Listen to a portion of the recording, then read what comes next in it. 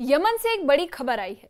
Iran समर्थित Houthi विद्रोही जो पिछले कई महीनों से रेड सी और इजराइल पर हमले कर रहे हैं, अब खुद एक बहुत बड़े झटके का सामना कर रहे हैं। इजराइल ने सीधा हमला करते हुए हूतियों के प्रधानमंत्री और उनके कई मंत्रियों को मार गिराया। यमन की राजधानी सना में माहौल पूरी तरह बदल चुका है। एक तरफ लोग अपने नेताओं के जनाजे की तैयारी में हैं, तो वहीं दूसरी तरफ हूतियों ने गुस्से में संयुक्त राष्ट्र की एजेंसियों के दफ्तरों पर धावा बोल दिया और कम से कम 11 यूएन कर्मचारियों को पकड़ लिया। अब सवाल यह है कि ये पूरा मामला केवल यमन और हूतियों तक सीमित रहेगा या फिर पूरी दुनिया को इसमें खींच लाएगा। आइए समझते हैं पूरी कहानी आसान भाषा में। न्यूज़ 18 के सोशल मीडिया प्लेटफॉर्म पर आपका स्वागत है। मैं आपके साथ साइमा परवीन। यमन का हूथी इलाका जो पिछले कई दिनों से दुनिया की सुर्खियों में है, रेड सी यानी लाल सागर में जहाजों पर उनके मिसाइल हमले पहले से ही चिंता बढ़ा रहे थे, लेकिन अब मामला और गंभीर हो गया है क्योंकि इजराइल ने सीधा उनकी सरकार के दिल पर चोट की है। एक एयर स्ट्राइक में हूती प्रधानमंत्री अहमद अल रहावी समेत कम से कम 6 बड़े मंत्री मारे गए। इसमें विदेश मंत्री, बिजली मंत्री और पर्यटन मंत्री तक शामिल हैं। इतना ही नहीं, एक ताकतवर डिप्यूटी इंटरनल सिक्योरिटी चीफ भी मारे गए। यह हमला उस वक्त हुआ जब हूती नेता अपने एनुअल परफॉर्मेंस की समीक्षा बैठक कर रहे थे। यानी इजराइल ने यह संदेश दिया है कि वो हूती नेतृत्व को बिल्कुल सुरक्षित नहीं रहने देगा। इस हमले ने हूतियों के पूरे संगठन को हिला कर रख दिया है। प्रधानमंत्री और मंत्रियों की मौत का मतलब है विद्रोही सरकार की रीढ़ की हड्डी टूट गई है। राजधानी सना में लोग बेहद गुस्से और दुख में हैं। वहीं सोमवार को सबका सामूहिक जनाजा सबीन स्क्वायर में होगा और वहां लाखों लोगों के जुटने की संभावना जताई जा रही है। इजरायली स्ट्राइक में जहां कई लोग मारे गए, वहीं कुछ बड़े नेता बच गए हैं। जैसे रक्षा मंत्री मोहम्मद नासिर अल अतफी सुरक्षित निकले हैं, लेकिन इंटीरियर मिनिस्टर अब्दुल करीम अल हूथी जो ग्रुप के सबसे ताकतवर चेहरों में से एक हैं, बैठक में मौजूद ही नहीं थे। इससे साफ है कि हूतियों के बीच भी अब अंदरूनी खींचतान बढ़ सकती है। अब सवाल ये उठता है कि इजराइल ने यह हमला क्यों किया। दरअसल कुछ दिन पहले हूतियों ने इजराइल पर सीधा बैलिस्टिक मिसाइल दागा था, और वो भी क्लस्टर बम से लैस, और टारगेट था तेल अवीव का बेन गुरियन एयरपोर्ट। मिसाइल को रास्ते में ही रोक लिया गया, लेकिन उसके बाद पूरे सेंट्रल इजराइल और यरूशलेम में सायरन बज उठे। लाखों लोग बंकरों और शेल्टर्स में भागे। ये 2023 के बाद पहली बार था कि हूतियों ने इतनी बड़ी मिसाइल से हमला किया। इजराइल ने इसे रेड लाइन माना है और जवाबी कार्रवाई की है। नतीजा ही वही हुआ जो सीधा हूती सरकार की मीटिंग पर स्ट्राइक हुई। आपको बता दें कि इसे बदले की कार्रवाई माना जा रहा है। इजरायली स्ट्राइक के तुरंत बाद हूतियों ने भी जवाबी कदम उठाए, लेकिन उनका गुस्सा सीधे यूनाइटेड नेशंस की एजेंसियों पर फूट पड़ा। वहीं रविवार सुबह उन्होंने राजधानी सना में World Food Programme, World Health Organization और यूनिसेफ के दफ्तरों पर हमला बोल दिया। ऑफिस की इमारतों में घुसकर स्टाफ से पूछताछ की और कम से कम 11 यूएन कर्मचारियों को पकड़ लिया। इन सभी को अज्ञात जगह ले जाया गया और बाद में यूएन ने इस पर बयान जारी किया और कहा कि ये जबरन प्रवेश और कर्मचारियों की गिरफ्तारी बिल्कुल अस्वीकार्य है। सिक्योरिटी काउंसिल ने हूतियों से तुरंत और बिना शर्त सभी लोगों को रिहा करने की मांग की है। तो अब जरा सोचिए, एक तरफ प्रधानमंत्री और मंत्रियों की मौत पर लोग मातम मना रहे हैं, तो वहीं दूसरी तरफ हूतियों ने यूएन के ऑफिस में ताला ठोक दिया है। लोग ये सवाल पूछ रहे हैं कि आखिर अंतर्राष्ट्रीय संस्थाओं को क्यों निशाना बनाया गया। दरअसल हूतियों का तर्क है कि यूएन और दूसरी एजेंसियां अक्सर सऊदी अरब और उसके पश्चिम देशों के लाइन पर काम करती है, इसलिए वो इन्हें दबाव बनाने का एक जरिया मानते हैं। आपको बता दें कि सच्चाई क्या है, तो सच्चाई यही है कि इससे सबसे ज्यादा नुकसान आम यमनी को हो रहा है। जिन एजेंसियों पर रेड की गई वो खाने पीने का सामान, दवाइयां और बच्चों की मदद पहुंचाती थी। यानी हूतियों का यह कदम खुद उनकी जनता पर ही बोझ बढ़ रहा है। संयुक्त राष्ट्र महासचिव एंटोनियो गुटेरेस ने इस पूरे मामले पर कड़ा बयान दिया।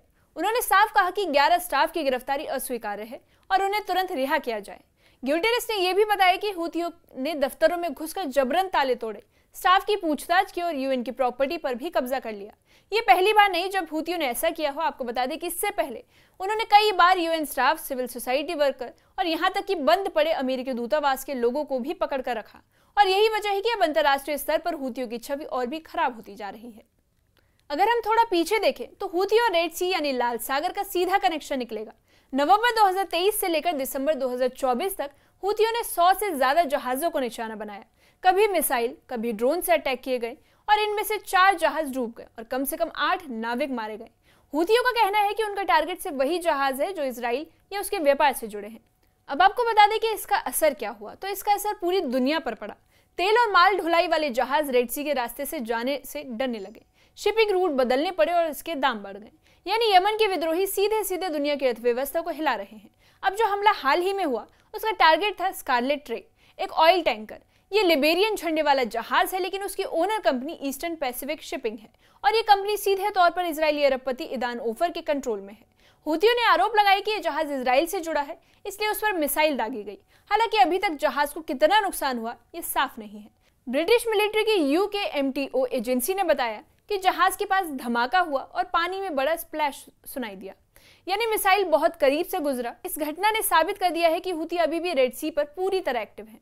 अब आपको बता दें कि हूथियों के इस पूरे संघर्ष का सीधा रिश्ता ईरान से निकला है। दरअसल ये विद्रोही पूरी तरह ईरान समर्थित हैं और उन्हें हथियार, तकनीक और ट्रेनिंग वहीं से मिलती है। जब अमेरिकी राष्ट्रपति डोनाल्ड ट्रंप के समय पर हूथियों पर लगातार हवाई हमला किया गया था, लेकिन फिर एक सीज फायर घोषित किया गया। हालांकि हाल के हमलों के बाद फिर से सब कुछ बदल गया है। अब इजराइल और हूथियों के बीच सीधा टकराव हो रहा है और पीछे पीछे अमेरिका और ईरान भी इसमें शामिल हो रहे हैं। और यही वजह है कि कई एक्सपर्ट्स कह रहे हैं कि ये मामला सिर्फ यमन का नहीं, बल्कि ये पूरे मिडिल ईस्ट की स्थिरता को हिला सकता है। अब जरा सोचिए, एक तरफ गाजा में इजराइल हमास युद्ध चल रहा है, तो वहीं दूसरी तरफ लेबनान में हिजबुल्लाह एक्टिव है और अब यमन में हूथियों का मोर्चा खुला हुआ है। यानी इजराइल तीन मोर्चे पर जूझ रहा है। ऐसे में रेड सी की लड़ाई और यूनाइटेड नेशंस पर हूथियों की कार्रवाई ने माहौल को और भी बिगाड़ दिया है। अमेरिका और यूरोपीय देशों के लिए सिरदर्द बन चुका है, क्योंकि रेड सी से गुजरने वाला ट्रेड दुनिया की अर्थव्यवस्था के लिए बेहद अहम है। अगर हूथियों का आतंक यूं ही चलता रहा तो इसका असर हर देश पर पड़ने वाला है। तेल के दाम से लेकर बाकी सामान तक सभी महंगे होंगे। यमन खुद भी इस पूरी स्थिति से बुरी तरह पीड़ित है। पहले से ही गरीबी, भूख और बीमारी से जूझ रही जनता अब और मुश्किल में है। राजधानी सना और उत्तरी इलाकों में लोग मानवीय मदद पर ही निर्भर हैं, लेकिन जब हूथी खुद UN और एजेंसियों को बंद कर देते हैं तो जनता के लिए मदद पाना लगभग नामुमकिन हो जाता है। कई गाँव में पहले से ही खाना और पानी की भारी कमी है। अस्पतालों में दवाइयों की भी किल्लत है और जब सरकार के बड़े नेता मारे जाएं तो विद्रोही प्रशासन पूरी तरह से अव्यवस्थित हो गया है।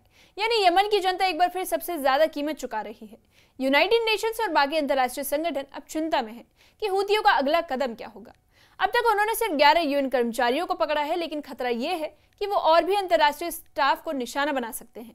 इससे विदेशी एजेंसियां यमन से अपना काम पूरी तरह रोक सकती है और अगर ऐसा हुआ तो लाखों लोग भूखे मरने के कगार पर पहुंच जाएंगे। और यही वजह है कि यूनाइटेड नेशंस के महासचिव ग्यूटेरेस और उसके कई देशों को कड़ा संदेश भेज रहे हैं कि हूथी तुरंत अपने कदम पीछे लें। अब आपको बता दें कि गुरुवार को हुई स्ट्राइक और रविवार के रेड्स के बाद अब यमन पूरी तरह तनाव में है। राजधानी सना में सुरक्षा कड़ी कर दी गई है। हूथियों ने अपने चेक पॉइंट्स बंद कर दिए हैं। हूथी नेता खुलकर कह चुके हैं कि उनकी लड़ाई जारी रहेगी और वो किसी भी हाल में पीछे नहीं हटेंगे। उन्होंने फिर धमकी दे दी है कि इजराइल से जुड़े हर जहाज को डुबो दिया जाएगा और जब उनके नेता मारे जाएं तो उन्हें समर्थक और आक्रामक हो सकते हैं। यानी आने वाले दिनों में रेड सी और वेस्ट एशिया का माहौल और ज्यादा गर्म होने वाला है। इस पूरे घटनाक्रम ने एक बड़ा सवाल खड़ा कर दिया है कि क्या यमन अब एक नए बड़े युद्ध के मैदान में उतरने वाला है। हूथी पहले ही गाजा युद्ध को लेकर इजराइल को खुली चुनौती दे चुके हैं। अब जब उनके प्रधानमंत्री और मंत्री मारे जाएं तो जाहिर है कि बदले की कार्रवाई और भी तेज होगी। वहीं दूसरी तरफ यूनाइटेड नेशंस और मदद करने वाली एजेंसियां खुद खतरे में हैं। अमेरिका, ईरान और इजराइल के बीच टकराव बढ़ रहा है और अगर हालात ऐसे ही बिगड़ते रहें तो इसका असर सिर्फ मिडिल ईस्ट पर नहीं बल्कि पूरी दुनिया पर पड़ेगा। अब आखिर में आपको बता दें कि यमन का हूथी इलाका इस वक्त पूरी दुनिया के लिए चिंता का विषय बन चुका है। इजराइल ने उनके नेताओं को मारकर एक बड़ा संदेश दिया है, लेकिन जवाब में हूथियों ने UN जैसी संस्थाओं पर ही हमला बोल दिया। असली नुकसान कौन उठा रहा है, ये सवाल खड़ा हुआ है। वहीं आम आदमी और आम जनता ही उठा रही है, जो पहले से ही भूख और गरीबी से जूझ रही है। अब सवाल ये भी उठ रहा है कि क्या अब अंतर्राष्ट्रीय समुदाय मिलकर इस संकट को रोक पाएंगे या फिर टकराव और बढ़ेगा। इस मामले पर आप क्या सोचते हैं, कमेंट सेक्शन में कमेंट करके बताइए।